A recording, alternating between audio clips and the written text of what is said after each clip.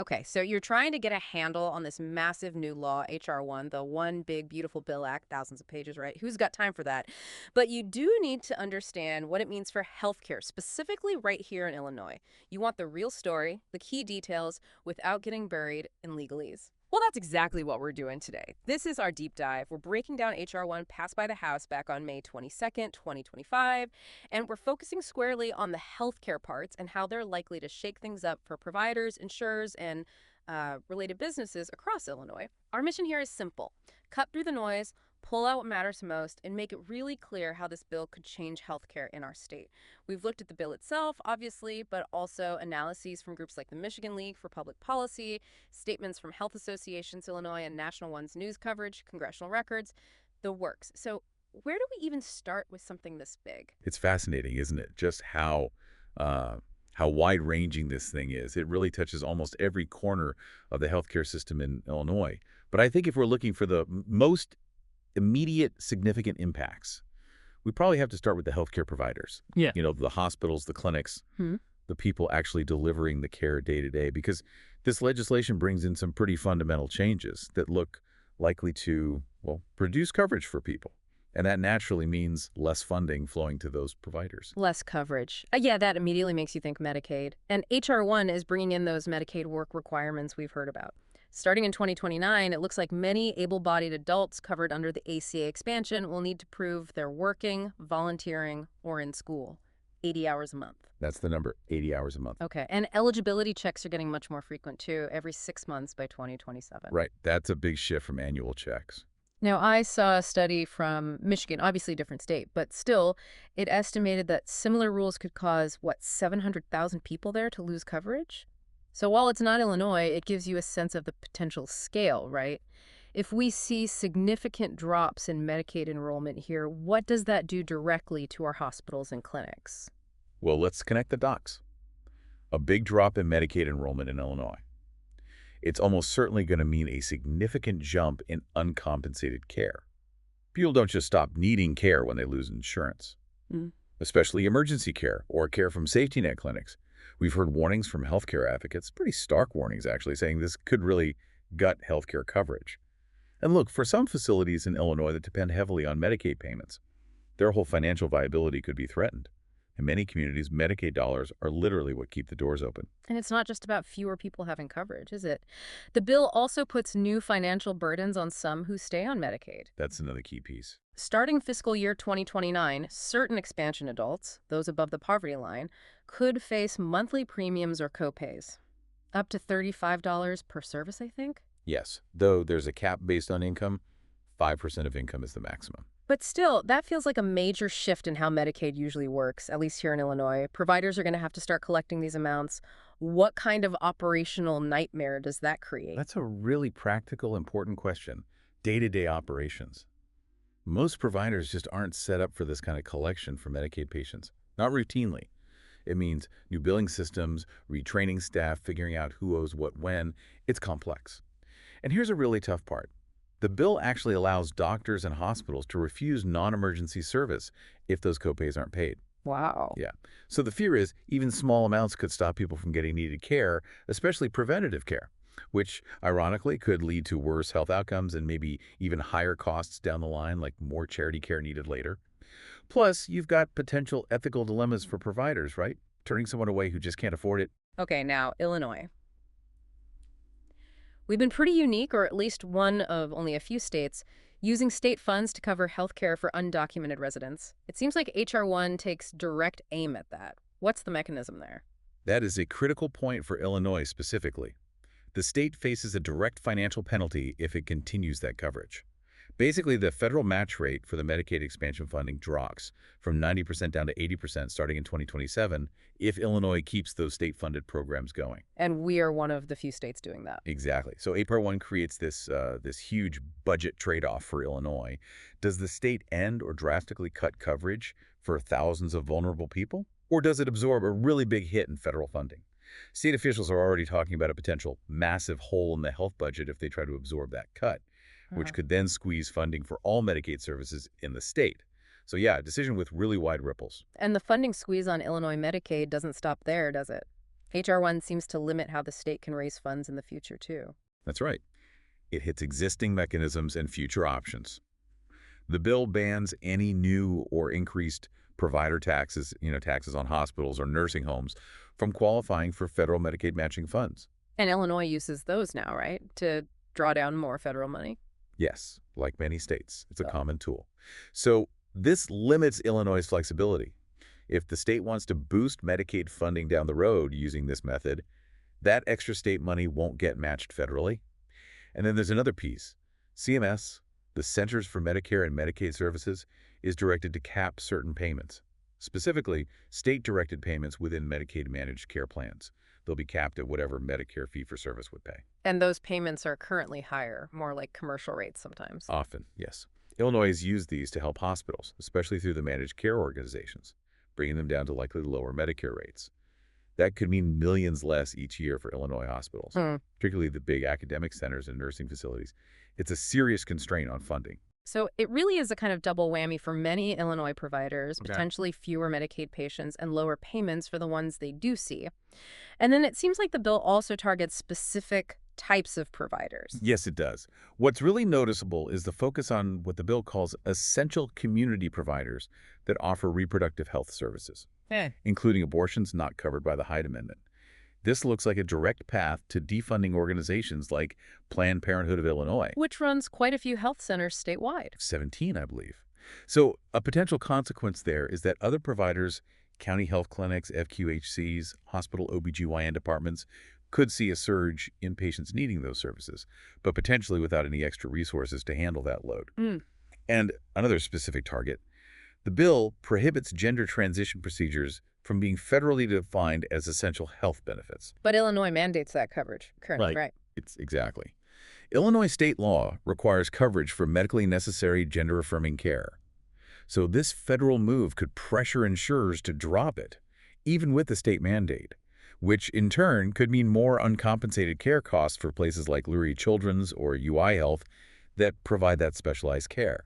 It really sets up a direct conflict between federal policy and Illinois law. Wow.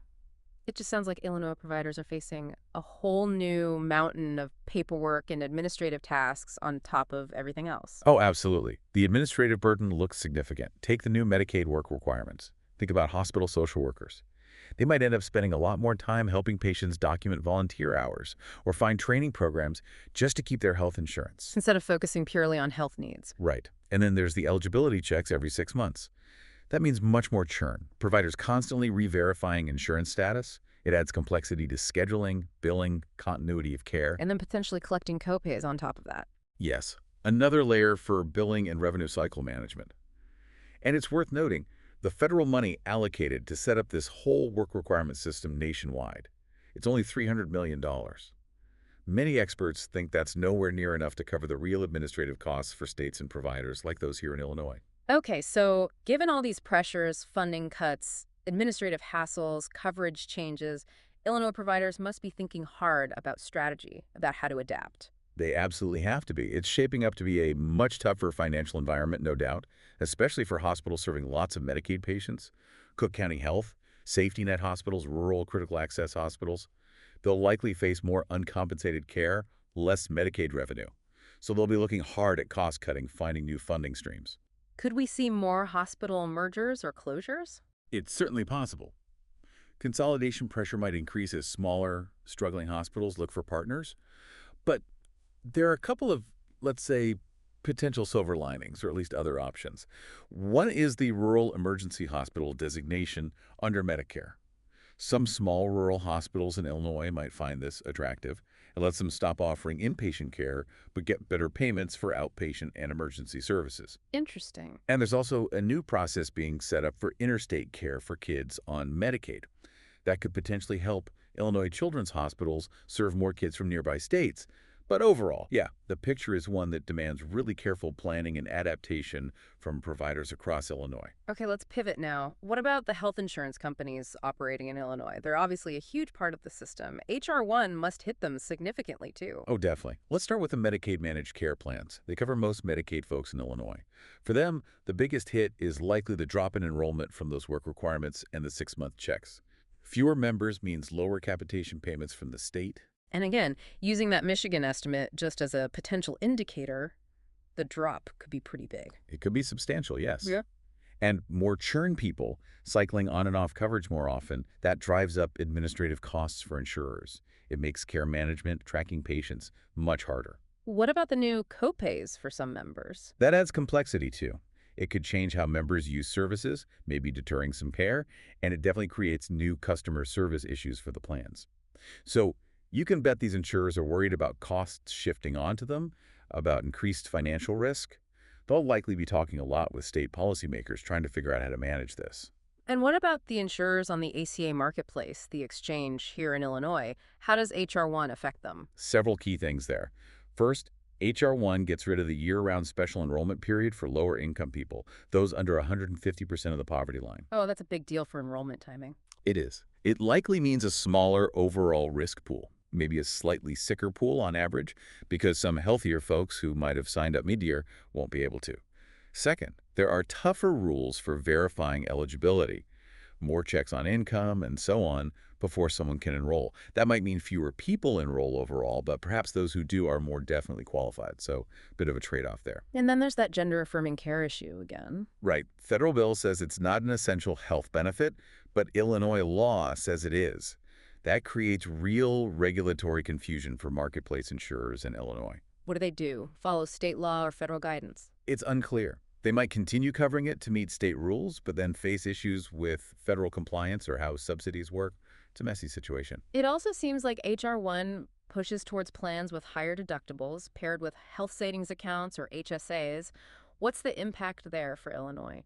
Yeah, there's definitely a push in that direction.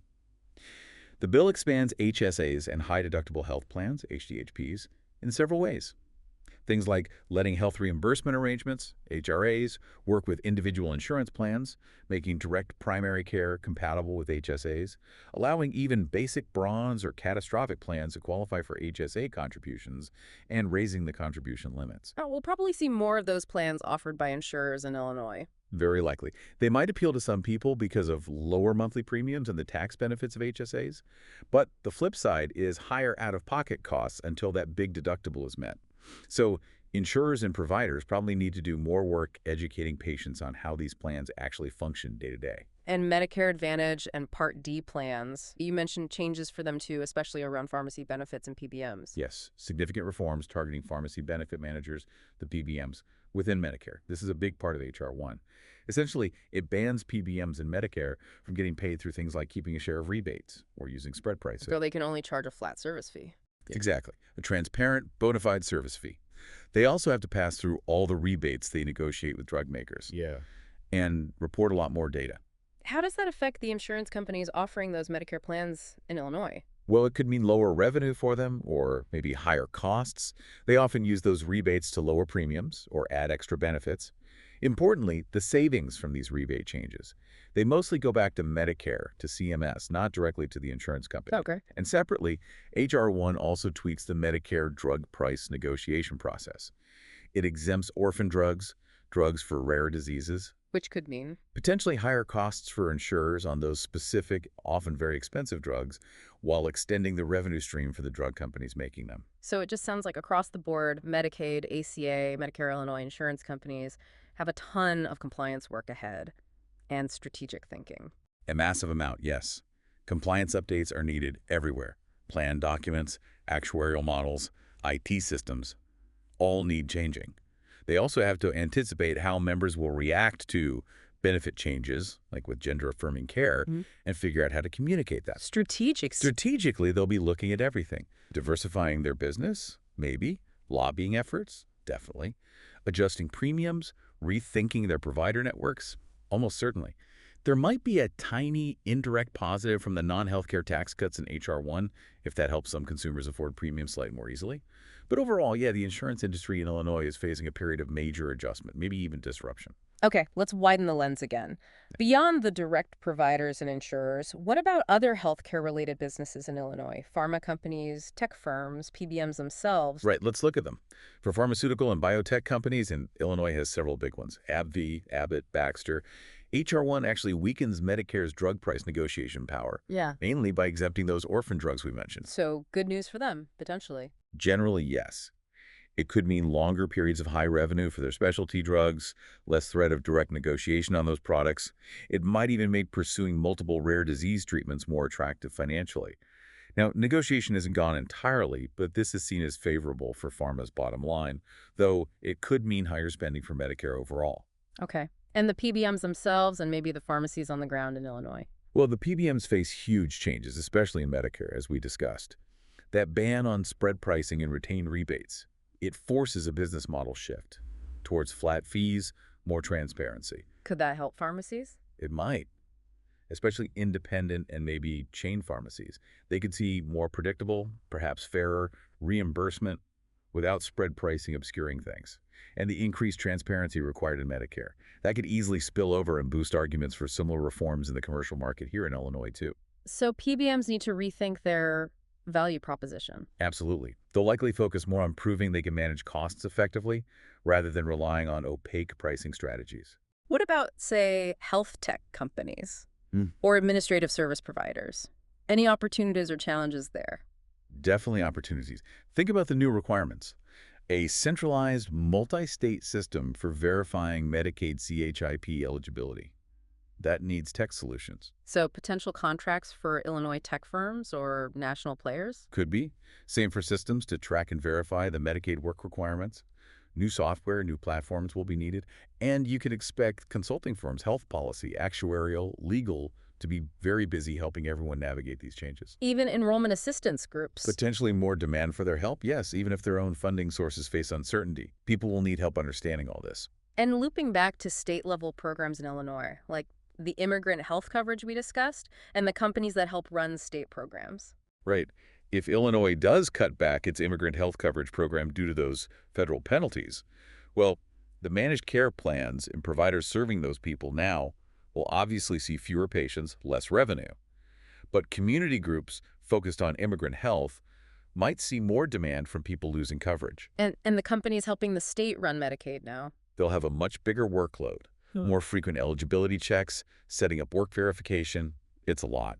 The state will face significant costs implementing all this. They might even need to contract for more outside help. And maybe indirect effects on employers, too. Could be. If more people lose Medicaid, maybe some look to employer plans, potentially adding pressure there. It really just keeps highlighting this tension, doesn't it, between what the federal government mandates in H.R. 1 and what Illinois has been trying to do locally. Exactly. Federal preemption is the name of the game here. These federal rules limit Illinois' autonomy, like the Medicaid work requirements, the 6-month renewals. They override potentially more lenient state approaches. And that conflict over essential health benefits, like gender-affirming care. Right. Federal definition versus state mandate. It puts Illinois in a bind. Conform or find state money to keep the benefit. Now, for big companies operating in multiple states, maybe uniform federal rules offer some consistency. But for Illinois-focused businesses, they might lose a competitive edge they had because of our state's historically broader coverage policies. So Illinois faces some really hard choices. Budget choices, policy choices, in reacting to H.R. 1. That's the absolute core of it. The state budget is under serious strain. Do they absorb higher Medicaid costs or cut services? With the immigrant health coverage, the most likely path seems to be cutting or ending it to avoid losing that big chunk of federal matching funds. Plus the new administrative costs just to implement H.R. 1? Yes, costs for work verification systems, more frequent eligibility checks, that all has to be paid for. We'll probably see Illinois pass state laws to comply where needed, and you can be sure healthcare businesses will want a seat at that rulemaking table. Could the state try to fill gaps, like with state-funded programs? It's possible. Maybe supplemental coverage programs. But again, that costs state money, which will be tight. Given all this potential upheaval, we should probably expect legal fights, right? And lots of advocacy here in Illinois. I think that's a safe bet. Legal challenges at the federal level seem very likely, especially against things like the work requirements. And here in Illinois, expect health associations, patient groups, others to be very vocal. The Catholic Health Association, for instance, has already voiced strong opposition. Could the state try things like reinsurance to stabilize markets? They might explore it, yeah. State-funded reinsurance could be an option if the ACA market here gets destabilized by coverage losses. But ultimately, how H.R. 1 really impacts Illinois depends heavily on how the state government responds or doesn't respond with its own policies. So for any healthcare business operating in Illinois right now, it sounds like the watchwords are uncertainty and the need for really careful planning. Precisely. This federal state tension creates a lot of unknowns. Businesses need contingency plans. What if this happens? What if that happens? They'll be watching closely for any potential fixes or changes to H.R. 1 coming out of Washington later. But in the meantime, they have to prepare to comply with what's written now while also maybe lobbying for changes they want to see. It's going to be a real challenge, reconciling these different federal and state health priorities right here on the ground in Illinois. Okay, so let's try to bring it all together. H.R. 1 looks set to trigger some really profound changes in Illinois healthcare. We're seeing potential hits to provider revenue, especially from Medicaid changes, big shifts in enrollment dynamics for insurers, kind of a mixed bag for pharma and PBMs, and this absolutely critical interplay between the federal mandates and how Illinois decides to react. It seems clear that pretty much everyone involved, providers, insurers, tech, pharma, the state itself, needs to gear up for major operational shifts and a lot of strategic thinking. So maybe here's a final thought for you, the listener, to chew on. Given these really significant shifts coming our way, what role do you see for innovation, for local action, for community-based efforts, and making sure people across Illinois can still get quality healthcare in the years ahead?